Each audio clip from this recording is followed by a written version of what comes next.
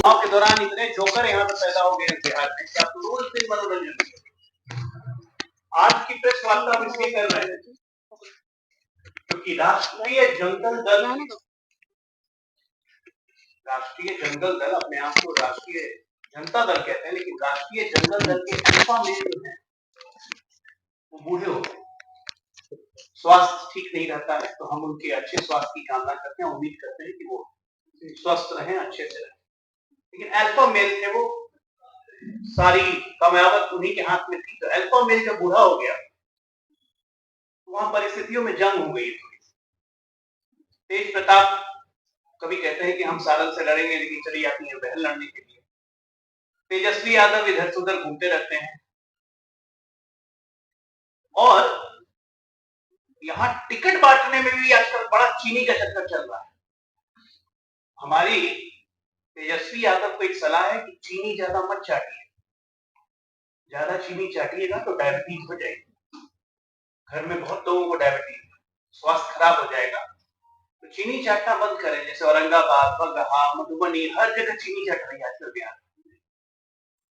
कल तेजस्वी यादव ने बहुत प्यार से कहा कि हम पे भ्रष्टाचार का मुकदमा तब किया गया जब हमको मोच भी नहीं था और हम विराट कोहली के साथ क्रिकेट खेलते।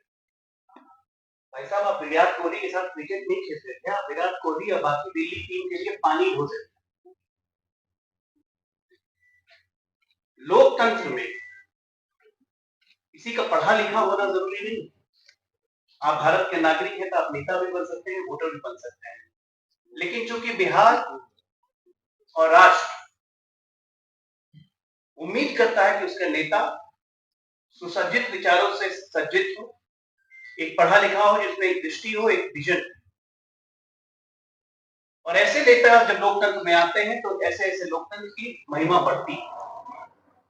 बिहार में श्री कृष्ण बाबू के समय से जयप्रकाश नारायण से लेकर कर्पूरी ठाकुर से लेकर नीतीश कुमार जो खुद इंजीनियर है से लेकर सुशील मोदी से लेकर एक से एक विद्वान नेता देखे हैं। लेकिन हमारे लिए बहुत शर्म की बात है कि हमारा नेता प्रतिपक्ष 9वीं फेल है, मौका मिलने पे भी 10वीं 12वीं नहीं किया और बात करते हैं कि गारंटी हम देते हैं, रोजगार हम देंगे। बड़ा गारंटी है इनका, अद्भुत गारंटी। ये ऐसे रोजगार देते हैं कि रोजगार के बदले में जमीन ही ले लेते हैं। जाइए रोजगार लेने, आपको जमीन मिल जाएगी। कुछ कुछ फैक्ट्स है मित्रों, मैं रखना चाहता हूं कि 29 साल की उम्र में इसी तेजस्वी यादव ने 5 मकान, 47 जमीन सहित कुल 52 संपत्ति के मालिक बन गए। 29 साल की उम्र में। 3 साल की उम्र में जब चलना भी नहीं आया था तो इनके नाम से पिताजी और माताजी जमीन रजिस्ट्री करवाए थे। इन्हीं के पार्टी के कांति सिंह, इन्हीं के पार्टी के चौधरी, तमाम लोगों की जमीनें और मकान ये ले चुके हैं। कहां से आया इतनी संपत्ति? ईडी ने जो इनकी संपत्ति जब्त की थी उसकी लिस्ट ये, property details of Tejashwi Yadav. अब ये भी गलत है, ऑफिशियल रिकॉर्ड में है ये, और उसके बाद ये आदमी कहता है कि हम मुझे फंसाया जा रहा है। आप लोग के पास कितनी जगह देखिए तो जरा, 10 कट्ठा 17 दूर फुलवारिया गोपालगंज, उसके बाद 16 कट्ठा, उसके बाद फुलवारी शरीफ में 8 कट्ठा, 1 बीघा फुलवारी शरीफ, 1 बीघा पटना फुलवारी शरीफ, इतनी जमीन है। और तेजस्वी यादव नहीं, तरुण यादव, तेजस्वी यादव और तेज प्रताप यादव का पूरा खानदान चोरी के आकंठ में डूबा हुआ है और गारंटी देता है यहाँ पे नौकरी और रोजगार। कौन सा रोजगार आपने दिया है? अरे आपने तो मंगरू यादव तक को नहीं छोड़ा। मंगरू को जमीन दी रेलवे में आपके पिताजी ने, तो उससे भी जमीन ले ली। आज भी मंगरू करता है कि हमारी जमीन दे दो। बिहार को मजाक का विषय बना दिया है इस लालू परिवार ने पिछले 30 वर्षों से। आज जब हम बात करते हैं, प्रधानमंत्री बात करते हैं गारंटी की, तो उसमें एक आदमी उठ के आता कहता है गारंटी नहीं है, हमारा चाइनीज माल है। प्रधानमंत्री, शर्म नहीं आती? चाइना के साथ इनके इंडी गठबंधन के चोर जब गलवान में लड़ाई चल रही थी तो चाइनीज एम्बेसडर के साथ राहुल गांधी डिनर कर रहे थे और चाइनीज मालों के प्रधानमंत्री घुस के चाइनीज को मारा हमने। हमारे 20 जवानों की शहादत हुई, उनके 50 जवानों की शहादत हुई, और ये मजाक उड़ाते हैं। इसी इंडी गठबंधन के राष्ट्रीय अध्यक्ष कांग्रेस के खड़गे कहते हैं कि 370 का क्या मतलब है राजस्थान में बोलने का।